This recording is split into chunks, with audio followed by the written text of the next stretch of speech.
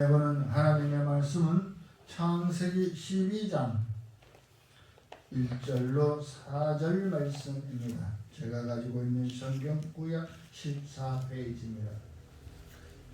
창세기 12장 1절로 4절 말씀 교독합니다. 마지막 4절은 함께 봉독합니다. 여호와께서 아브라함에게 이르시되 너는 너의 고향과 친척과 아버지의 집을 떠나 내가 내게 보여줄 땅으로 가라. 내가 너로 큰 민족을 이루고 내게 복을 주어 내 이름을 창대하게 하리니 너는 복이 될지라. 너를 축복하는 자에게는 내가 복을 내리고 너를 저주하는 자에게는 내가 저주하리니 땅의 모든 족속이 너로 말미암아 복을 얻을 것이라 하신지라. 이에 아브라함이 여호와의 말씀을 따라갔고 롯도 그와 함께 갔으며 아브라함이 하란을 떠날 때에 75세였더라. 아멘. 미가엘 찬송 1687장 부르신 후에 본문 말씀을 가지고 확신 가지고 가라 라는 제목으로 함께 은혜를 나누겠습니다. 저와 여러분은 죽은 자를 살리시고 모든 병을 고쳐주셨던 그 주님을 믿습니다. 또 주님께서 하신 말씀을 믿고 따르는 신실한 주의 백성인 것입니다. 이러한 신실한 백성에게 주님께서 말씀하십니다. 확신 가지고 떠나가라. 내가 지시할 곳으로 넌 가라 라고 말씀하고 계시는 것입니다. 이럴 때에 아브라함은 자기 초와 자식을 데리고 이제 그 어느 곳으로 향할지 알 수 없는 곳으로 하나님의 인도함 따라 발걸음을 옮기게 되었다는 것이죠. 아브라함의 고향은 우르 땅입니다. 갈대아 우르였습니다. 그 갈대아 우르에서 살기가 너무 힘들었고 또한 그곳은 수메르라고 하는 그 죽은 기원전 3500년가량 전에 세워졌던 그 나라에서 침략을 당하고 많은 그 우상들이 판치는 나라가 되어서 이제 아버지 테라는 이제 아브라함 그 데리고 떠납니다. 갈대아 우르에서 하란으로 떠나나왔습니다. 그래서 하란에서 살다가 그 아버지 테라는 205년을 사시고 하란에서 장사를 지냈습니다. 꽤 오래 살았죠. 이제 그렇게 산 그 테라, 그 저기 하란 땅에서 하나님께서 아브라함을 밤에 불러내십니다. 너 잠깐 나와라. 내 장막에서 너 잠깐 나와라. 아브라함이 누가 부르는지 모르는 어떤 소리에 이끌려서 그 한밤중에 나갑니다. 밤하늘 하늘의 별들은 수많이 떠서 깜빡깜빡이고 있고 온 천지는 캄캄한데 음성이 들립니다. 저 하늘의 별들을 봐라. 내가 너로 인하여 큰 민족을 이루겠고 또한 내가 내게 복을 주어서 네가 복이 될지라. 내가 너를 축복함으로 너를 복주에게는 복을 주시고 너를 해하는 자에게는 내가 저주를 내리신다. 그러니 이제 너는 이 하란 땅을 떠나 내가 지시할 땅으로 내려가라. 그러면서 모든 족속에게 복을 그늘린다. 복이 주신다고 하셨어요. 아브라함으로 말미암아 복을 받을 것이다. 복이 될 것이다. 그 얘기는 곧 내가 가는 곳곳마다 낯선 곳이라 할지라도 그 낯선 곳에서 너를 반기는 자에게는 내가 복을 주고 너를 해하는 자에게는 저주하리라 라는 말씀인 것입니다. 여러분, 이 말씀을 듣고 발걸음을 내디딘 아브라함의 믿음이 진짜 우리가 본받아야 할 믿음인 것입니다. 지금까지 내 친척, 고향을 떠나왔다는 것은 아버지가 있었기 때문에 늘 두려웠을 것입니다. 그러나 이제 아버지가 돌아가시고 내 친척과 몇 안 되는 가족을 데리고 이곳에서 이제 의지하면서 살아갈 것인데 이것도 저것도 다 버리고 의지할 것 하나 없는 곳으로 가라. 가라. 이 세상에 어느 누가 너를 반겨줄 것이며 이제 너는 아무도 없는 정말로 나를 아는 사람이 없는 아브라함을 아는 사람이 없는 곳으로 가라는 것입니다. 그곳에서 과연 어떠한 일이 생겨날지는 저와 여러분도 모르는 것입니다. 다만 하나님만이 하나님의 궤 안에 들어있는 아브라함도 알 수 없었고 지시하시는 하나님만 알고 계시는 것입니다. 그러나 아브라함에게 말씀하십니다. 결론적으로 너를 축복하는 자는 복을 주리고 분명하게 말씀합니다. 너를 저주하는 자에는 내가 저주를 하겠다. 그러니 널 걱정하지 말아라. 돌부리에 걸려 넘어질지언정 다치지 않겠고 수렁에 빠질지언정 발에 물 하나 적시지 아니하는 그러한 것을 생각해 본다면은 여러분 떠나볼 만하지요. 그러나 아브라함은 그 이전에 하나님으로부터 별 크게 뭐 한 것이 하나도 없습니다. 큰 뭐 저게 확신진 것도 없었어요.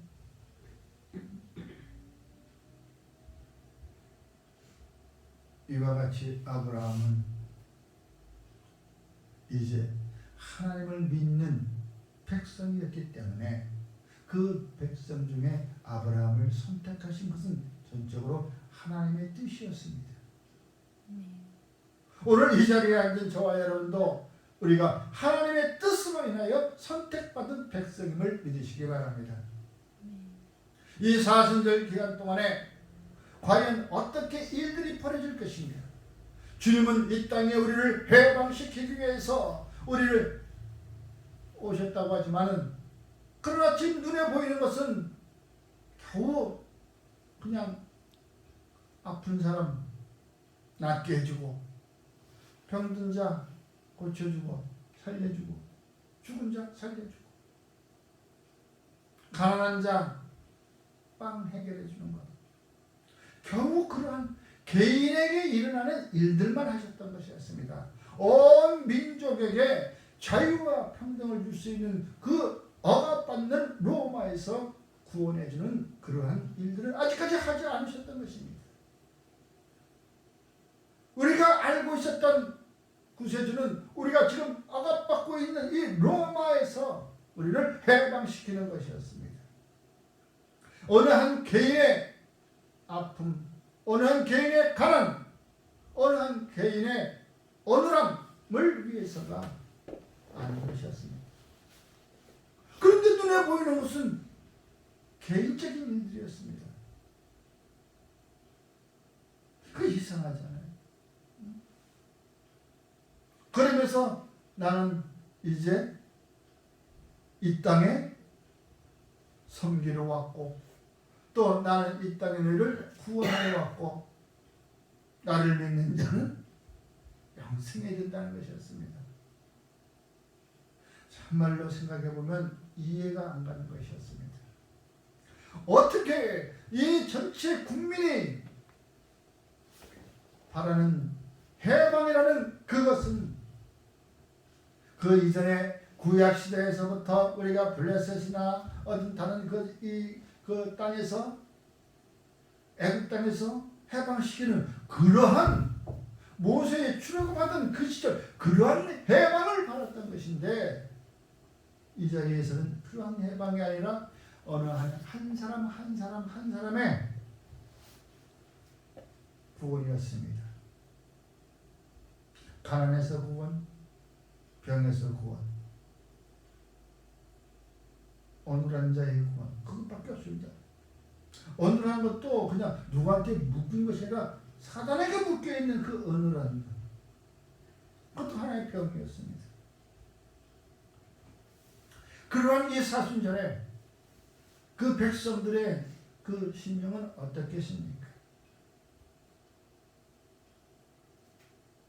그러나 아브라함의 지금 이 하란 땅을 떠나는 그러한 두려움과는 아마 별거였을 것입니다. 그래도 그나마 예수님께서 있을 때는 우리가 근근히 먹고 살고 또 아프면 주님 나 아파요. 주님 한번 볼까요? 그냥 가면 모든 일이 해결이 됐어. 그러나 지금 아브라함에게는 캄캄한 밤에 캄캄할 밖에 없는 거예요. 그게 저와 여러분들의 믿음과 아브라함의 믿음이 다르다는 것이에요. 아브라함은 하나도 주저없이 떠날 준비를 하는 것이었습니다. 확신이 들었습니다. 사무엘 22장 33절에 하나님은 나에게 견고한 요새시요 나를 안전한 곳으로 인도하시며 하는 다윗의 고백처럼 출애굽기 4장 17절에 너는 이 지팡이를 손잡고 이것으로 이적을 행할지라.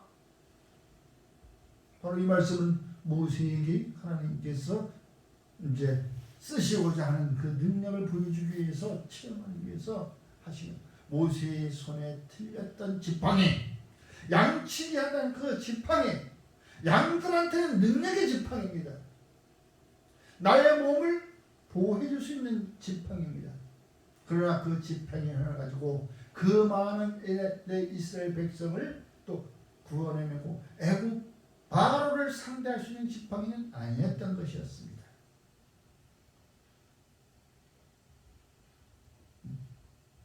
그 지팡이가 이제 하나님으로부터 쓰임받으니까 오늘 출애굽할 때에 가장 능력의 지팡이가 되는 것이었습니다.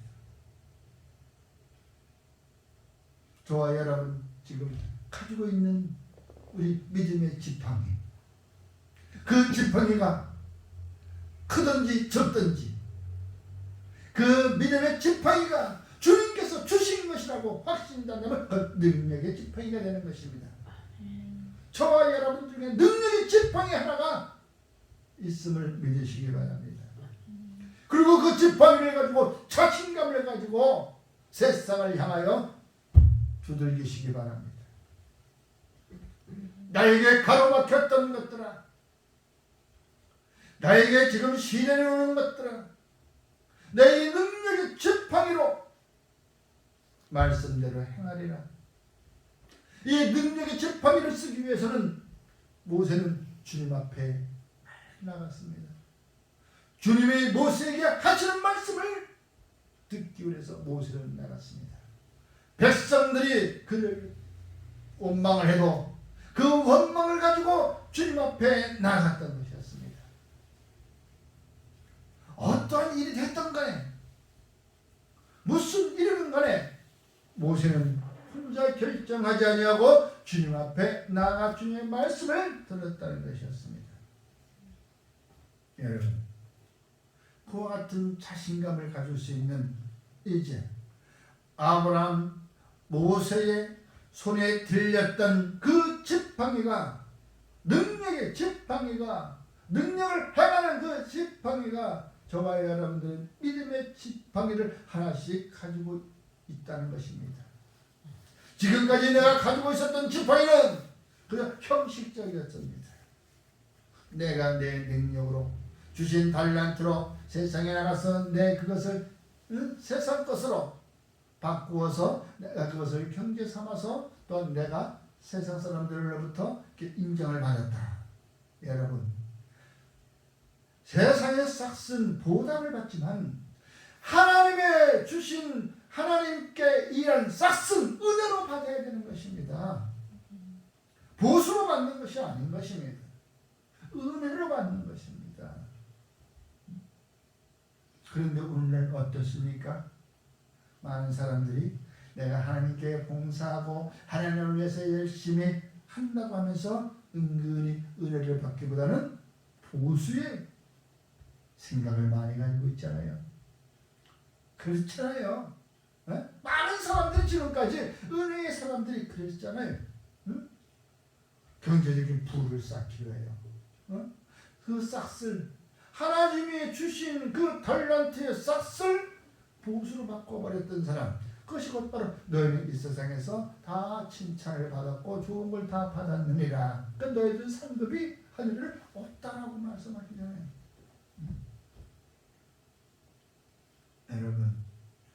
여러분이 가지고 있는 그 믿음의 지팡이, 남들 눈엔 보이지 않아도 하나님의 눈에는 항상 보인다는 것을 믿으시기 바랍니다. 그러므로 그 지팡이를 함부로 사용하지 마십시오.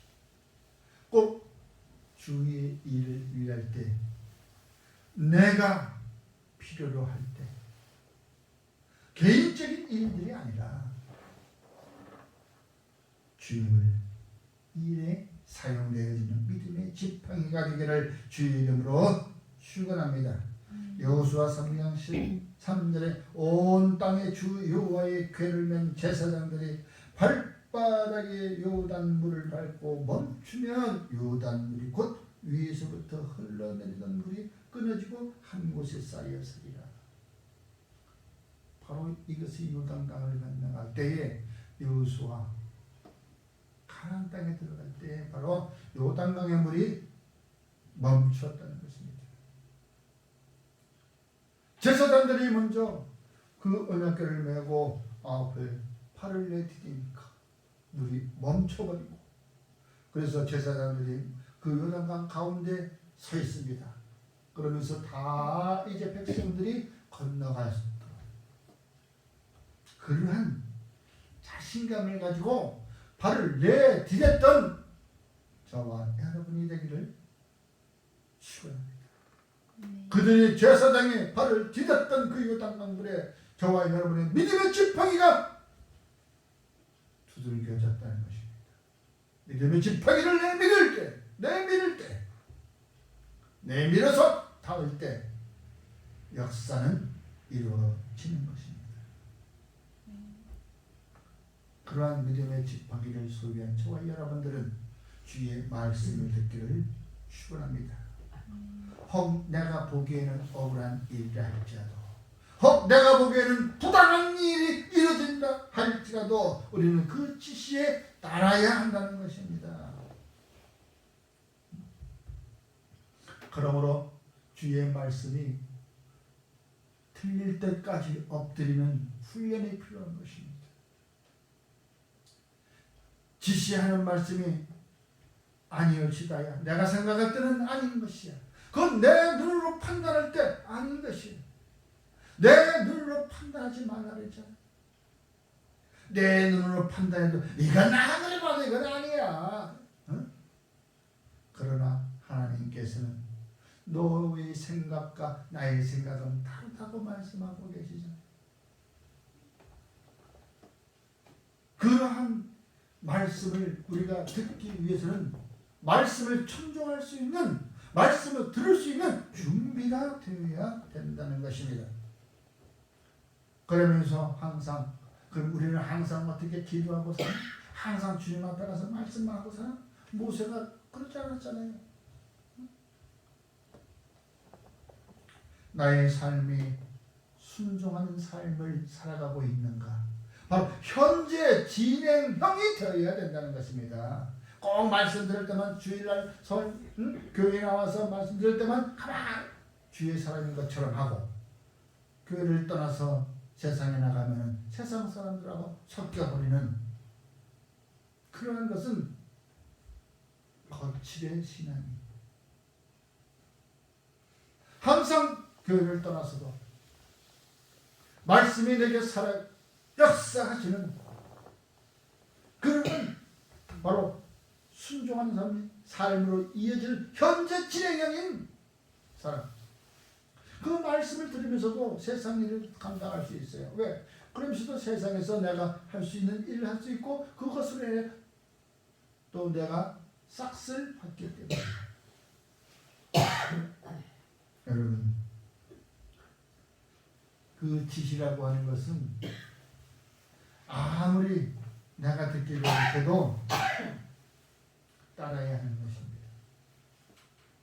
민수기 29장 40절에 모세가 여호와께서 모세에게 명령하신 모든 일을 이스라엘 자손에게 말하리라. 모세에게서만 한 게 아니라 이스라엘 그 모든 백성들에게 얘기하는 것은 그 백성들 행위 하나는 좀 깔깔함에도 따를 수 있도록 다 들려주는 것입니다.